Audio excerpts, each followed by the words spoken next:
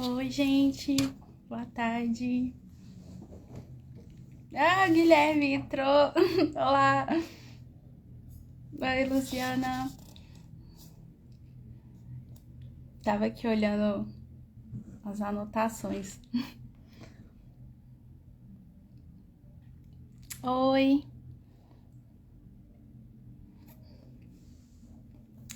Eu entrei um pouquinho antes, só esperar dar 4 horas, aí eu começo.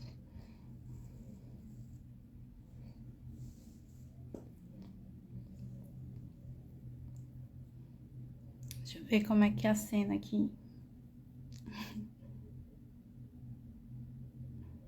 Acho que é assim.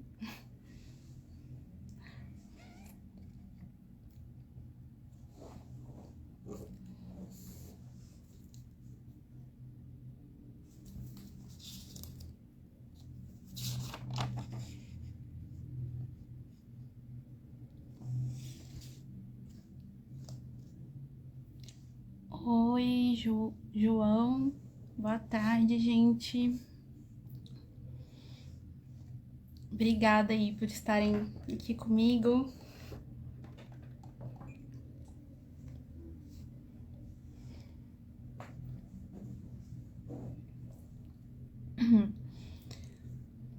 Só esperar dar 4 horas e eu começo. Ah, não perguntei, vocês estão me ouvindo bem? Tá muito baixo? Se alguém puder me dar um feedback, por favor.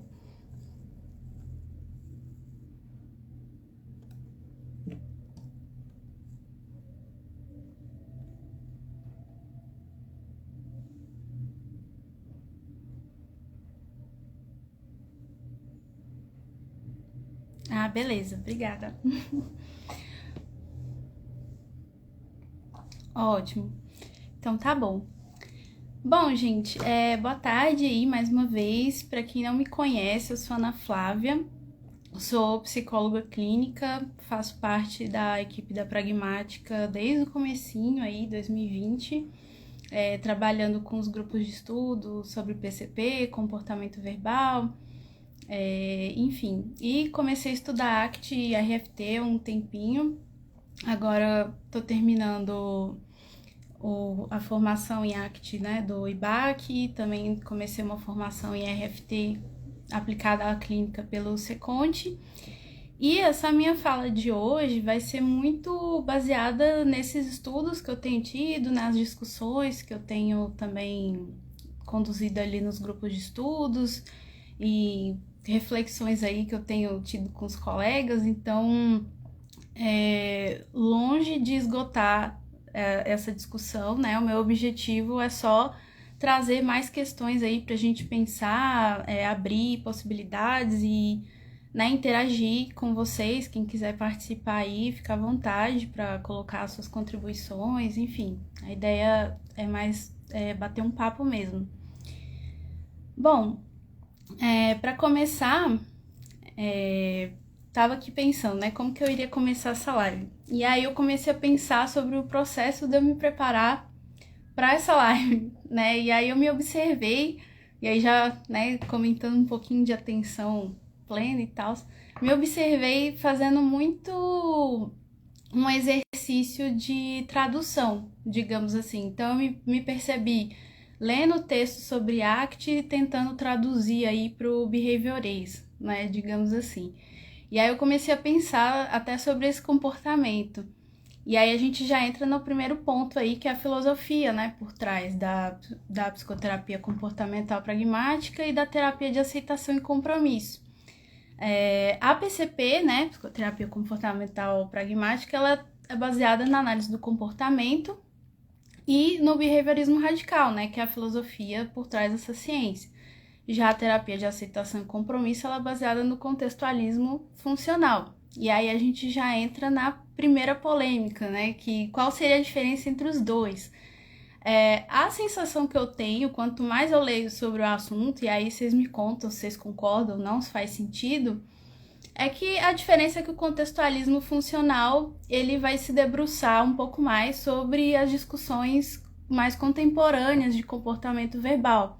E com discussões contemporâneas sobre comportamento verbal, eu estou falando da ERFT, né, Teoria das Molduras Relacionais. Mas isso não quer dizer, né, que a PCP e que outras abordagens comportamentais não utilizem a ERFT, né? Porque se a gente for parar para pensar, é uma teoria que vem para aprofundar alguns pontos que o Skinner já falava. Então, se a gente vê no próprio comportamento verbal, sobre o behaviorismo, outras obras aí do Skinner, ele já falava sobre comportamento simbólico, sobre a emergência de novas relações entre eventos. Ele fala muito sobre significado, então ele já dava essa ideia de que o significado das palavras, por exemplo, não estão na palavra, né? Não está na palavra, está na relação entre o uso dessa palavra, o contexto em que ela é usada e as consequências desse uso, né? Então ele já falava sobre isso. Só que, né, os pesquisadores vão tendo ali recortes, às vezes não tem tempo de investigar tudo, e aí, enfim, com o tempo o Seidman aprofundou essa questão da emergência de novas relações com a equivalência de estímulos, e depois a ERFT vem ampliar mais ainda. Então, a equivalência, enquanto ela fala de igualdade, né, relação de igualdade, que a ERFT vai chamar de coordenação, ela vai trazer outros tipos de relações também, né, como oposição, comparação, temporais, enfim.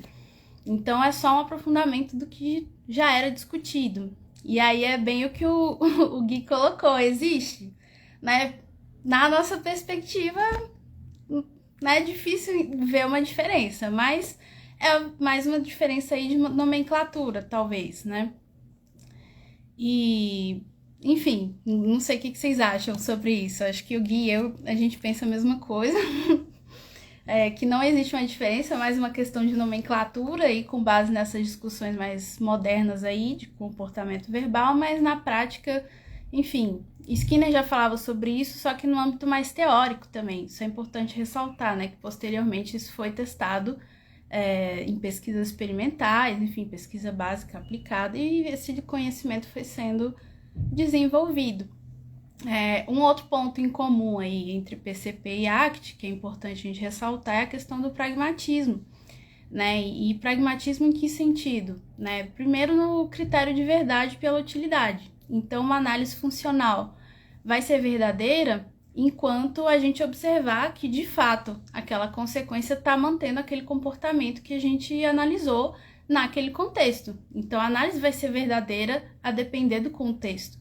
Não só as análises, né? Mas a gente vai partir desse critério de verdade nos nossos atendimentos, até em relação ao relato dos nossos clientes, terapeutizandos, enfim, o nosso papel não é investigar o que realmente aconteceu, né? Mas investigar a função daquele relato e como que aquilo que o cliente está relatando faz sentido na história de vida dele.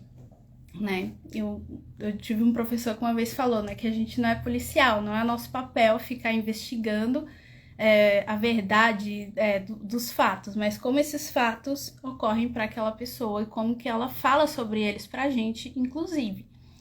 Né? Então já é mais um ponto em comum. E aí, assim, já dando um spoiler, essa live vai ter mais aproximações do que diferenças, né? Eu vou tentar traduzir alguns pontos, comentar alguns pontos aí, mas a gente vai observando cada vez mais aproximações. Algumas diferenças a gente pode observar, talvez, na forma como esses procedimentos ocorrem. Então, a gente tem alguns caminhos diferentes para atingir os mesmos objetivos. Né? E aí, falando em objetivos, um outro ponto que eu separei para comentar com vocês é sobre o sofrimento. Né? O que é o sofrimento? Como é que a gente entende sofrimento? Né? Já que a gente vai tratar isso nas pessoas, vai trabalhar isso com as pessoas que a gente atende, a gente precisa definir o que a gente está tratando, né? O que a gente está trabalhando. E para a ACT, a gente vai observar dois conceitos-chave aí para entender o sofrimento, que seria a fusão cognitiva e a esquiva experiencial. E aí, quando a gente vai observar, fusão cognitiva está muito atrelada ao controle por regras, né? Então a gente observa que o comportamento da pessoa está muito mais sob controle de regras sobre como ela deveria ser ou como deveria agir naquele contexto do que sobre o contexto em si, né? Em outras palavras, as contingências em vigor. E isso vai levar ao sofrimento, porque vai evocar, né, sensações, vai eliciar sensações desagradáveis, enfim, vai gerar um desconforto e não vai estar ali de acordo com os valores daquela pessoa. E aí a gente entra num outro processo que está muito relacionado com a fusão cognitiva, que é a esquiva experiencial, que é essa tentativa de controlar, suprimir essas experiências desagradáveis, né? E com experiência a gente está englobando não só as sensações, né, os sentimentos desagradáveis, como também contextos, né? Então, se eu tenho medo de falar em público, se eu acho que eu vou passar vergonha toda vez que eu vou falar em público, eu vou evitar contextos em que eu me exponha, né? Que eu precise falar em público, por exemplo. Né? Então, a experiência, ela tá não só nas sensações, mas também nas contingências de uma forma geral. E a PCP vai entender o sofrimento também como associado a esse controle por regras, mas a gente vai falar em regras incongruentes, né? Aquelas regras que não estão batendo com as contingências. Então, são termos diferentes para falar da mesma coisa, praticamente, né? Por isso que também o foco da PCP é trabalhar com a modificação dessas regras, né? Então, a gente vai ver regras que estão controlando o comportamento daquela pessoa, que estão incongruentes, né? Não estão batendo com o contexto. A ACT vai entrar na questão dos valores, mas, enfim, depois eu vou falar um pouco mais sobre isso. E o objetivo é fazer com que o terapeutizando emita outras regras que sejam úteis para ele, né? Que façam com que ele atinja os seus objetivos. E aí, por que há essa discordância, né? Esse desacordo entre a regra e o sofrimento? O que mantém o comportamento daquela pessoa? A gente vai entrar em outras questões relacionadas ao reforço arbitrário, muitas vezes. E só que, assim, o conceito de reforço arbitrário, hoje, ele é um pouco problemático, porque, enfim, dependendo da forma como você define, acaba limitando um pouco. Então, se a gente pensar, tem algumas definições que falam, né, que o reforço arbitrário seria por outra pessoa, ou então de uma consequência que não é diretamente produzida pelo comportamento. Mas isso pode gerar alguma confusão, porque, por exemplo, numa interação verbal, a resposta verbal da outra pessoa é o próprio reforçador, então poderia ser um reforço natural daquele comportamento, né? Então a gente vai falar na PCP em reforçadores simbólicos, né? Consequências simbólicas que teriam esse caráter mais arbitrário, né? Já a ACT, ela vai partir do olhar ali da RFT, mais aprofundando nas molduras relacionais. Então, às vezes, o comportamento da pessoa está sendo controlado ali por relações de coordenação do tipo: eu sou boazinha, então tenho que agir como uma pessoa boazinha. Né? Na PCP, a gente vai analisar isso como um controle por reforçamento arbitrário ali, simbólico da aprovação das pessoas, atenção e outros reforçadores desse tipo. Né? Então, novamente, aqui aquele trabalho de tradução que eu me vi fazendo, né, e que eu pensei em compartilhar com vocês, pelo menos, né, no meu ponto de vista. Então, vocês observam, assim, que o sofrimento também tem origens semelhantes, né? A gente muda alguns termos, mas está falando da mesma origem, que basicamente é controlar o incontrolável. Né? Então, a ACT também vai focar naquela questão da esquiva experiencial, né, de você tentar controlar situações, experiências desagradáveis. Na PCP a gente também vai falar sobre isso, né? Sobre o quanto a pessoa está querendo né, controlar contingências nas quais ela não tem ali uma interferência direta.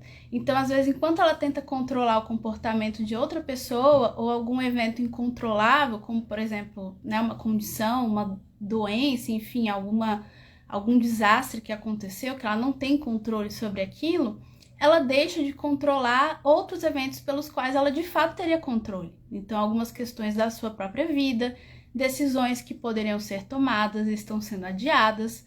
Então, é aí que entra a análise funcional. Então, a gente vai ver, enquanto ela tenta controlar o incontrolável, o que ela está deixando de tentar controlar, digamos assim, né? E a análise funcional vai ser voltada muito para esse ponto, principalmente, né, na PCP. E o nosso objetivo na PCP é fazer com que a pessoa descreva isso, com que ela verbalize isso. E aí talvez entre uma diferença que, né, pensando nessa live eu fiquei em dúvida se era de fato uma diferença ou não. E aí eu vou trazer para vocês, ver o que vocês acham, né? A ACT vai dizer muito sobre a questão de você não trabalhar na mudança do pensamento. Não é que você vai mudar o pensamento, mas você vai contextualizar esse pensamento. Então, fazer aquela pessoa entender que o pensamento é só um pensamento, que ele acontece mais em determinados contextos do que em outros, né? Enquanto na PCP, a gente, ali com as perguntas, criando condições para que a pessoa emita novas regras, né? Regras analíticas, regras modificadoras de contingências, de certa forma, a gente está mudando o conteúdo. Só que nesse processo de mudar o conteúdo, por ser um processo ativo em que a pessoa vai respondendo perguntas até chegar nessa conclusão, eu entendo que a gente não está mudando só o conteúdo, a gente também está mudando as molduras, digamos assim. A gente está colocando a pessoa numa outra perspectiva, né? Analisando o próprio comportamento e o comportamento das pessoas ao seu redor, a depender das perguntas.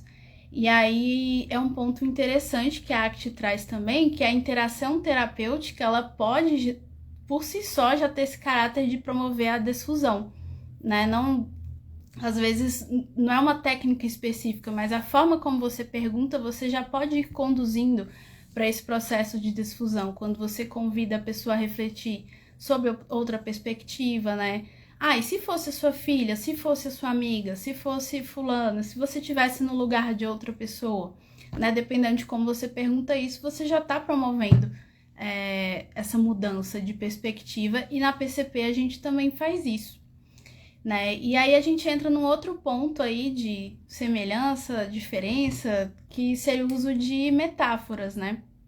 A ACT vai falar muito da importância das metáforas, também alerta para a importância de você não usar qualquer metáfora, né, sem critério nenhum. As metáforas vão depender da sua análise funcional, vão depender da demanda da pessoa, do próprio repertório que a pessoa tem. Então, você não vai usar uma metáfora numa linguagem que a pessoa não está acostumada, não vai entender ou não faz sentido para ela.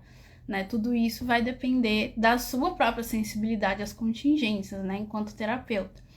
E a PCP também trabalha nisso, né? Então, mais uma diferença bem marcante que eu observo é que na PCP a gente evita muito trazer as metáforas. Então, o máximo possível, quanto mais a gente puder criar condições para que a pessoa traga uma metáfora de acordo com a história dela, com as palavras dela, melhor. Né? Na ACT, muitas vezes você já propõe uma metáfora, e ainda que você convide a pessoa, né, a fazer esse processo ativo de refletir, enfim, a própria ACT vai dizer que você não vai trabalhar disfusão falando sobre disfusão, você vai criar uma experiência para que ela perceba isso, né? Além da linguagem, né? Então, a PCP também vai trabalhar isso, só que de uma forma mais ativa ainda para o terapeutizando. Então, na PCP, por exemplo, a gente não conta a moral da história. Quando a gente vai, né, fazer uma referência a uma metáfora ou alguma outra história de alguém, quando a gente vai analisar algum filme, né, alguma música, enfim, a gente nunca conta a moral da história. A gente deixa a pessoa dizer o que ela entendeu daquilo. E se não foi aquilo que você estava esperando, aí a gente começa a pensar em variáveis que controlam o comportamento do terapeuta. Né? Às vezes a sua análise funcional não estava precisa o suficiente, enfim, às vezes você não tinha dados suficientes, e aí essa interpretação que a pessoa trouxe pode trazer novos elementos aí para você pensar numa metáfora para um outro momento. Então, também tem esse olhar muito para o comportamento do terapeuta e esse processo ativo do terapeutizando dizer, né, a moral da história, digamos assim, e concluir o que ele entendeu daquilo, o que ele deve fazer a partir desse conhecimento, né? Na ACT eu já vejo que tem um caráter um pouco mais diretivo nesse sentido de você explicar um pouco mais alguns processos. Não explica o processo em si, né, mas você explica com mais detalhes ali as metáforas que você utiliza, né, e a moral da história, né? Então tem um pouco essa diferença.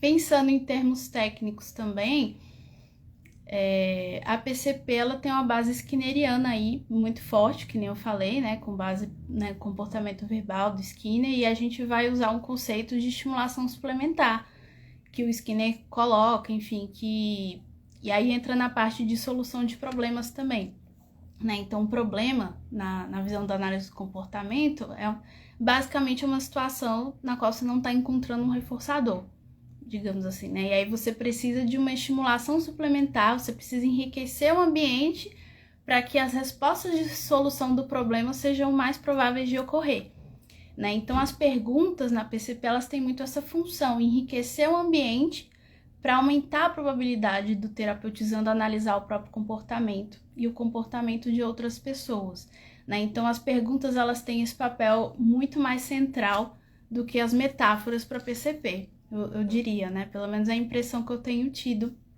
nesse processo. E assim você vai enriquecendo o ambiente e tornando cada vez mais provável o comportamento da pessoa se modificar, né? E com isso, e aí já articulando novamente com a ACT, com a RFT, a própria pessoa, ela não aprende as análises, ela aprende a analisar. Tanto que com o tempo, a tendência é que a pessoa passe a se fazer aquelas perguntas que você faz para ela nas sessões, né? Então, na medida que o processo de alta vai se aproximando, enfim, algumas demandas vão sendo resolvidas, você observa que o próprio terapeutizando, ele se faz aquelas perguntas que foram feitas para ele em sessão, mas e não é uma aplicação engessada, né? Eu aprendi as perguntas, vou aplicar as mesmas perguntas para toda a situação, mas é esse processo crítico de observar o próprio comportamento, né, e seus antecedentes e as suas consequências, e aí a gente volta de novo lá para análise funcional, né? Então, vocês veem que é uma coisa que vai e volta, né, de aproximações, tem algumas separações aí, mas no final das contas, eu acho que a PCP utiliza mais as perguntas com essa função de estimulação suplementar, enquanto a ACT vai promover algumas outras intervenções aí, principalmente voltadas em tomada de perspectiva, enfim, e na questão do self, né? Na PCP, essa questão do self a gente não aborda diretamente. Lógico que, assim, quando a gente vai pegar em autorregras que precisam ser modificadas, a gente vai trabalhar com autorregras rígidas sobre o que a pessoa acha dela mesma, o que ela aprendeu, sobre quem ela deveria ser, né? Então, elas já entrariam aí nessas autorregras a serem modificadas. Regras e autorregras, né? Algumas que a gente aprende e outras que a gente mesmo vai construindo ao longo da nossa experiência. De diferenças, acho que seria mais por aí. Deixa eu ver o que mais que eu pensei em comentar com vocês. Assim, a questão dos valores, né? Assim, o Gui falou.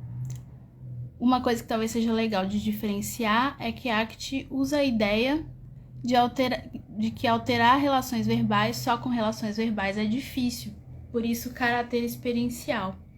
Sim, né, é uma diferença interessante, por isso que, né, a gente não explica a desfusão. Então a ACT também não tem esse caráter pedagógico, digamos assim, né, de ficar explicando o que você precisa mudar, né? Você cria uma experiência para a pessoa sentir aquilo, né? Então, tem esse ponto também, eu acho que esqueci de comentar, né, que esse sofrimento associado à esquiva experiencial e à fusão cognitiva, ele é principalmente ocasionado por conta da linguagem, né? Porque, enfim, linguagem aqui, enfim, eles vão usar o termo linguagem, mas a gente está se referindo ao comportamento verbal de forma geral, né? Então, essas descrições, essas narrativas sobre a nossa própria história, né? Então, se a gente ficar muito sob controle dessas narrativas, isso pode promover outro tipo de fusão, né? Às vezes o terapeuta, na melhor das intenções, está promovendo outro tipo de fusão com outras regras do que ele entende que seria uma desfusão, né? Então, isso que o Gui comentou aqui é bem importante, né? Que é esse caráter experiencial. E assim, na PCP, por mais que sejam mais perguntas, de certa forma, a gente promove um contato com a experiência, principalmente quando a gente trabalha também com reforçamento diferencial. Quando você pergunta sobre a experiência da pessoa, sobre o que, não só o que aconteceu, né, mas como ela se sentiu naquele momento, comparando, né, dando ênfase às consequências reforçadoras em detrimento daquelas consequências reforçadoras mais arbitrárias, tipo a aprovação das pessoas. Então a gente começa a colocar em extinção esse tipo de relato, né, envolvendo questões como a aprovação dos outros, né, a opinião dos outros. A gente foca mais em relatos sobre a própria experiência da pessoa, o que ela sentiu, e também comparando com as consequências naturais dos comportamentos dela. Então a gente tenta promover também, através das perguntas, esse contato maior com as consequências naturais do comportamento, aquilo que ela está produzindo diretamente, independente da mediação das outras pessoas, né? Um outro ponto também que eu acho legal de ressaltar é que, assim, a PCP, ela não usa só perguntas, lógico que é o nosso foco, usar perguntas abertas, inclusive, né, para a gente promover aí uma maior variabilidade de respostas, enfim, promover esse maior controle temático também, né, do comportamento da pessoa, responder aquilo que você está perguntando, mais sobre o controle da experiência dela. Enfim, as perguntas abertas têm esse papel. Mas, eventualmente, a gente pode usar outras técnicas, pode usar, às vezes, alguma intervenção mais estruturada e fazer perguntas sobre aquilo depois. A gente pode, às vezes, dar sugestões quando a pessoa, às vezes, não tem tanto repertório, né, ou não faz a menor ideia de onde começar, né? Então, por exemplo, tem pessoas que, sei lá, saíram de um relacionamento, eram extremamente dependentes emocionalmente e não sabem nem do que elas gostam mais, né? Porque elas estavam tão ali pegando o vocabulário e didact, né? Tão fusionados naquela relação que quando a pessoa vai embora, quando você consegue romper, eu não sei mais quem eu sou, né? Então a gente pode às vezes dar opções e a partir delas incentivar a pessoa a escolher uma delas, e a gente vai aprofundando, tá? Então como que você pode fazer isso? Quais são as possibilidades? Enfim, o que faz mais sentido para você? O que você gostaria de tentar aí? Tem um texto do Guto sobre regras na clínica que vai falar um pouco sobre isso, né? Ele não é sobre diretamente o PCP, mas traz essas reflexões sobre o uso de regras, quando às vezes a gente precisa usar, às vezes para trazer uma opção para a pessoa, enfim, ter algum norte, e a partir daí a gente vai explorando cada vez mais o que ela mesma traz. Deixa eu ver o que mais. Oi, gente, obrigada quem tá entrando agora. Eu acho que sim, de semelhanças e diferenças eu pensei mais nesses pontos, né? A questão das metáforas. Ah, sim, acho que eu ia falar de valores, né? Me perdi aqui. Essa questão dos valores. Eu entendo assim que na ACT os valores não seriam autorregras diretamente, né? Mas eles são escolhas que a pessoa faz livremente a partir do autoconhecimento. Quando você entra em contato com a própria experiência. E aí o Rafa fez uma pergunta aqui, deixa eu ver, depois eu volto. Seria como iluminar caminhos para o cliente? Guiaria mais para um lado? O que, Rafa? Você pode voltar, por favor? Você está se referindo ao quê? Você fala de trazer opções, quando eu tava falando?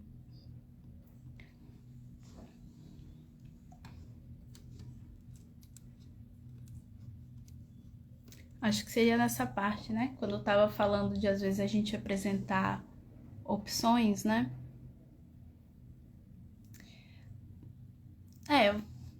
Acho que deve ser isso. Ah, sim, você tava falando na falta de repertórios. Sim, Uhum. A gente pode trazer alguma referência, não só opções assim, né? Mas às vezes um filme que ajude a pessoa a refletir. De novo, a gente não vai contar a moral da história, mas vai ver o que aquele filme evocou, né, naquela pessoa. Como que aquele filme tocou a pessoa, de alguma maneira, né? Isso. Uhum. Trazer opções nesse sentido, opções de novos contatos com a contingência que a pessoa pode ter, né? Porque às vezes a pessoa tá tão presa ali naquele contexto que não consegue ver nada além disso, ou às vezes não aprendeu também, né? E a terapia é um espaço onde a gente pode trabalhar essa construção, né, de como ter contato com as contingências. Não que haja uma maneira certa, né, mas trazendo possibilidades aí diferentes. E não só de mudança de contingência, né, mas aí entra a questão da RFT, de transferência de função, né? Então, às vezes, relações muito rígidas, elas começam a ser expandidas e a gente começa a observar que um pensamento é só um pensamento, que a tristeza, ela é só tristeza, e às vezes ela tá comunicando alguma outra coisa, né? Um outro ponto importante da ACT é essa parte de tirar, né, a literalidade das coisas, às vezes coisificar, né? Então, você dá um nome para aquele sentimento, para, né, para aquela sensação, para aquela experiência, às vezes se tem aquela vozinha, né, falando, aquela vozinha sabotadora, você personificar isso pode ajudar também. E a gente pode usar isso na PCP também, né? O ponto é muito mais criar essas condições, tudo isso vai servir como estimulação suplementar também para que a pessoa analise o próprio comportamento, né? Valeu! E aí, voltando só pra gente fechar nessa parte aí sobre valores, a gente observa que envolve uma escolha consciente, né? Então, o nosso objetivo, e aí eu acho que é mais um ponto aí de convergência entre ACT e PCP, que o nosso objetivo não é necessariamente mudar o comportamento, mas promover o autoconhecimento para que a pessoa faça escolhas mais conscientes, né? A gente entra naquela discussão também sobre liberdade, que a análise do comportamento, né, tem, que o Skinner também escreveu sobre isso, que a liberdade está muito mais em você fazer escolhas conscientes das consequências que elas podem produzir, né? E aí, com base nisso, você vai tomando outros caminhos na sua vida, né? Então, agir de acordo com os valores estaria mais nessa perspectiva de você escolher de uma forma consciente o que você prefere fazer naquela situação. Por isso também, né, que o psicólogo não vai dar conselhos, não deveria, pelo menos, né? Porque é só a pessoa que vai saber, é só a pessoa que está em contato de fato com a contingência, né? E às vezes, enfim, ela não tá a fim de mudar naquele momento. E o mais importante pra gente é que ela tenha consciência disso, né? Eu acho que esse é um ponto bem importante da terapia. E eu vejo isso tanto na ACT quanto na PCP. Marcelo falou aqui: para a ACT, as escolhas são ato de selecionar entre diversas alternativas. Sim, exatamente, né? E aí você consciente das consequências que essas alternativas podem produzir, né? Eu acho que esse é o mais importante, a gente pensar nessa escolha conforme o que você entende que é a consequência mais útil. Aí a gente volta para o pragmatismo, né? O que é mais útil naquele momento para aquela pessoa, né?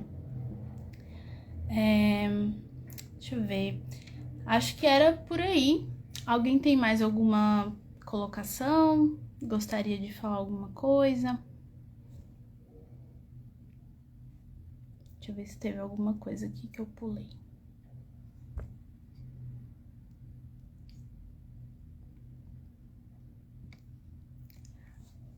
Bom, gente, então acho que é isso, assim, né? Só retomando, primeiro a questão da filosofia, a gente observa que na prática, behaviorismo radical e contextualismo funcional só são nomes diferentes, né? O contextualismo funcional vai trabalhar... Opa, Marcelo falou aqui. Exato, até porque as consequências terão vieses nem sempre positivos, exato, né? E aí cabe a pessoa também avaliar de acordo com o que faz sentido para ela na história de vida dela, né? Isso a gente tem que ter muito cuidado. Por exemplo, se a gente pega situações envolvendo riscos, né? Sei lá, relacionamento abusivo, nem sempre é o melhor momento da pessoa sair. A gente precisa pensar com calma, fomentar uma rede de apoio, enfim, pensar em estratégias. Então, é isso que vai diferenciar o nosso trabalho dos conselhos de amigos, por exemplo, de familiares, que às vezes um amigo, um familiar só vai falar, não, mas você tem que sair disso, né? Segue sua vida, só vai, não sei o quê. Mas na prática, quem vai viver as consequências disso vai ser a pessoa. E como é que vai ficar a vida dela depois? Será que ela tem um plano? Será que ela tem para onde ir? Enfim, então isso é muito importante da gente lembrar nas nossas intervenções, né? No final das contas, é só a pessoa que vai ter essa experiência. A gente tenta aumentar esse contato com a experiência e acolher e encarar que essas experiências nem sempre vão ser agradáveis e que faz parte, isso é uma condição humana, né? E a ACT vai focar muito nisso, né? O sofrimento faz parte da nossa condição de ser humano. A PCP também foca nisso no sentido de mostrar que nós cometeremos erros, né? Então, focando muito naquela questão de padrões sociais e cultura também, né? No terceiro nível de seleção do comportamento, nós não somos perfeitos, nós não precisamos produzir o tempo todo, nós cometeremos erros, nós seremos julgados eventualmente, e isso não necessariamente é um problema, né? Também entender esse ponto. Então, assim, como tentei mostrar para vocês, eu acabei vendo mais aproximações do que diferenças, do que um afastamento. Às vezes a gente tem uns caminhos diferentes, mas para chegar no mesmo objetivo. Eu vejo que a RFT ela pode ser um ponto interessante para guiar algumas intervenções a partir do momento que você às vezes nomeia essas relações, né, essas molduras, pode ficar mais fácil pensar em intervenções, né? Então, essa moldura de comparação, né, a gente vê que é muito rígida, é uma relação ali muito forte de igualdade, digamos assim, então vamos intervir em relação a isso. Então ela pode dar um norte nesse sentido. E, né, voltando, isso não quer dizer que não se aplica ao PCP, né? É uma discussão contemporânea e que a gente trabalha também com essas molduras o tempo inteiro, né? Então a gente pode sim articular todas essas intervenções aí. A PCP, ela é uma postura, né, mais do que uma abordagem, eu entendo como uma postura, né, de você promover a autonomia ao máximo e fazer o terapeutizando verbalizar, né, as contingências que controlam o seu comportamento, né, eu vejo que às vezes a ACT foca um pouco mais na experiência, talvez a PCP foca um pouco mais nessa descrição por parte do terapeutizando, né, dele mesmo falar. Enfim, são focos talvez um pouco diferentes, mas a gente vê que chegam em pontos muito comuns, né? Esse objetivo de autonomia, de flexibilidade, né? A ACT vai falar na flexibilidade psicológica. A gente vai resumir isso, talvez, a sensibilidade às contingências, né? E acho que seria isso. Obrigada, Marcelo. Acho que é isso, né? Foi isso que eu tinha pensado em trazer para vocês. Como eu falei, são mais questões pra gente se perguntar mais, talvez discutir também em outros momentos, enfim. Essa discussão não vai ser esgotada aqui, muito pelo contrário. E é isso. Alguém gostaria de falar mais alguma coisa? Ou quer perguntar? Qualquer coisa também, vocês entrem em contato com a gente, que a gente troca uma ideia aí. Sobre os grupos de estudo, a gente deve voltar aí com o grupo de estudo para o próximo semestre. O Gui falou, essa conversa de diferenças entre contextuais e TAC é bem interessante. Concordo, acho que dá muita polêmica.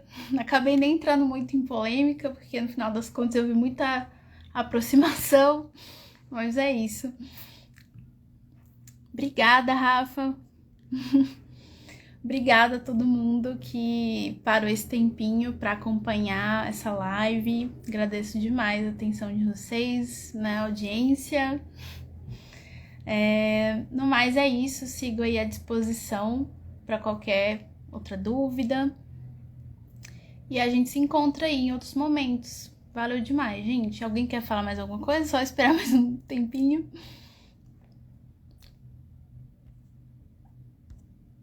Acho que não, né? Beleza, então. Qualquer coisa, entre em contato aí com a gente. Muito obrigada, gente. Até mais.